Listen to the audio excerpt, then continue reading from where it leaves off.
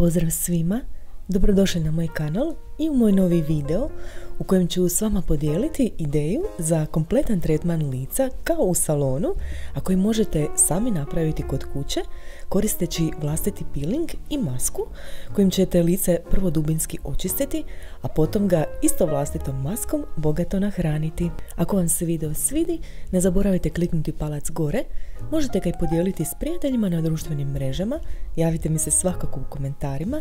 A ako ste novi na kanalu i želite gledati još mojih videa, pretplatite se na moj kanal, besplatno je, a kliknite li zvonce, možete dobiti obavijest o svakom novom videu kojeg objavim i sad možemo krenuti. Kako sam ja svoj tretman zamislila ujedno kao opuštajući ritual, bilo je potrebno malo prilagoditi kupaonicu, pa sam oslobodila mašinu za rublje koja će mi biti radni stol, a za potpuni spa ugođaj sam koristila aroma lampu i upalila opuštajuću meditacijsku glazbu.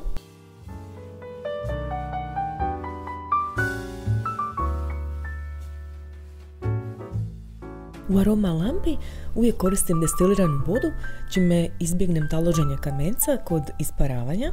Od eteričnih ulja za aroma lampu sam odabrala lavandu zbog njenog opuštajućeg djelovanja, eukaliptus jer djeluje stimulirajuće na dišne putove, a ujedno opušta i tijelo, i mentu zbog njenog vrlo sličnog djelovanja, dok će njihov ugodan miris ispunjavati prostoriju tokom cijelog tretmana.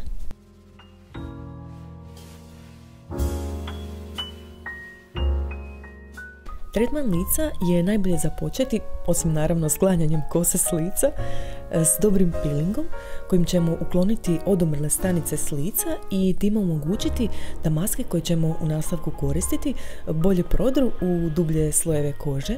Ja za peeling najčešće koristim sodu bikarbonu jer taj posao uklanjanja odomrelih stanica odradi zaista vrhunski, a da bih ublažila njeno ipak malo grubo djelovanje pri tom procesu, pomiješala sam je s medom koji ima protuupalno djelovanje i malo mlijeka koje ima ublažavajuće djelovanje i ovdje će spriječiti iritaciju.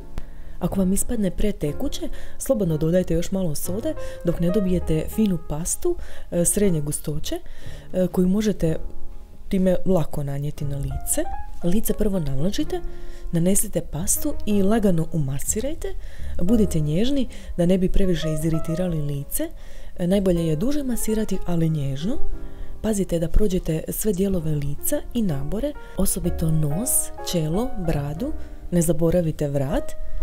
I kad ste gotovi, dobro isperite lice i sad kad smo uklonili površinski sloj odomrelih stanica, da bi otvorili pore kako bi maske koje ćemo u nastavku koristiti bolje djelovale, potrebno ih je napariti. To može biti vrlo jednostavno, samo sa uzavrelom vodom, ali možemo ići i korak dalje, tako da u vodu dodamo biljke koje će još dodatno djelovati. Ja sam za tu svrhu koristila mješavinu čaja koji je inače namijenjen za ugodniji san, što znači da je sastavljen redom od biljaka koje opuštaju. Lavanda je jedna od njih.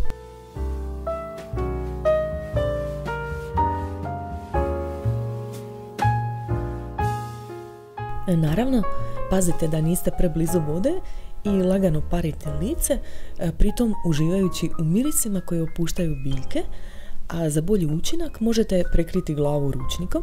Kako bih dodatno iskoristila dobrobiti biljaka koji su se otopili u vodi, odvojit ću dio ovog čaja kako bi ga kasnije koristila kao tonik za lice. I sad kad smo otvorili pore, stvorili smo savršeni preduvjet za njihovo dubinsko čišćenje, a najbolja maska za tu svrhu je od gline. Glina ima više vrsta, a ja ću ovdje koristiti bentonit glinu koja obiluje mineralima kao što su kalcij, silicijev dioksid, natrij, željezo, magnezij i kalij, koji će pored čišćenja pora ujedno i nahraniti svaki tip kože, ali je ipak najbolja za masnu kožu jer najbolje uklanja višak masnoće.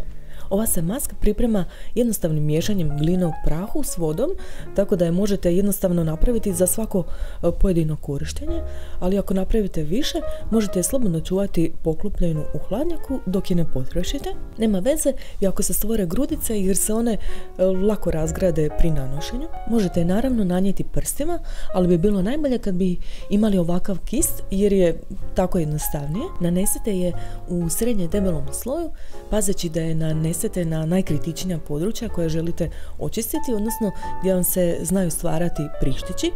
Kod mene je to područje s obje strane vrata, nos i brada. Kad ste gotovi, odmah isperite kist kako se ne bi stvrdnuo, a ako ste napravili više, pokrijte je i spremite u hladnjak. Ja sam pospremila i višak paste za peeling. Maska treba odstajati 20 minuta, za koje vrijeme sam se ja upustila u seriju, a maska kako se suši postaje toliko kruta da doslovno ne možete mrdnuti licem.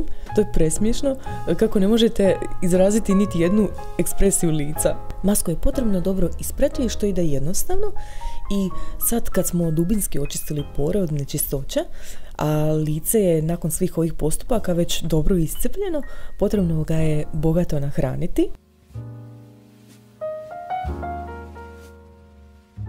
Maska koju ću upravo napraviti je toliko jednostavna jer kao što vidite pravi se od sastojaka koje vjerojatno već imate u hladnjaku, a ja vam ne mogu pisati koliko učinkovito hrani lice. Naime, proteini i ostali nutrijenti u jajima, primjerice kolagen i A vitamin, sužavaju pore i regeneriraju kožu. Med je također hrani, a kako sam već rekla, djeluje protuupalno i također ima zacijeljiteljsku moć. Jogurt sa svojim masnim kiselinama čini niz dobrobiti za kožu, a mliječna kiselina će je izrazito dobro dubinski navlažiti. Maslinovo ulje sa svojim vitaminom E i oleinskom kiselinom također hidrira, zacjeljuje i štiti od vanjskih štetnih učinaka. Osnova je jedno jaje, a ostale sastojke dodajte od prilike. Omjeri nisu bitni jer ne možete pogriješiti koliko god čega stavite.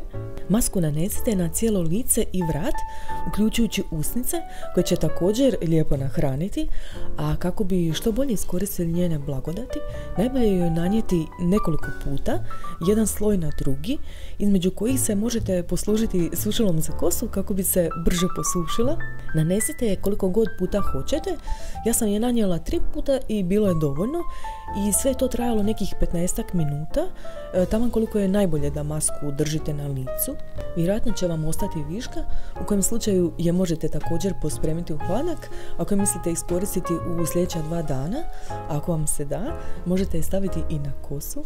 Vjerujte, nećete požaliti jer zaista čini razliku. Kad se ova maska posuši, lice izgleda kao plastično. Super mi je to, svoje sjajno i zaglađeno. Nakon ispiranja maske, dalje njegujte lice kako to inače običavate. Kod mene je to uvijek tonik nakon umivanja lica, a koji će meni ovaj put biti onaj kojeg sam ostavila od kupke za parenje lica.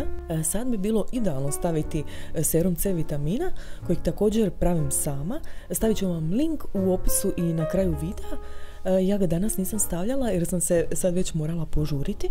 Ja inače prije konačne kreme za lice prvo lice nahranim nekim serumom, trenutno koristim hijaluronsku kiselinu i nakon što se ona upije dobro utrljam svoju omiljenu masnu Niveu i time je ovaj vrhunski i sveobuhvatni tretman lica gotov, a rezultat je čista, nahranjena, sjajna i elastična koža.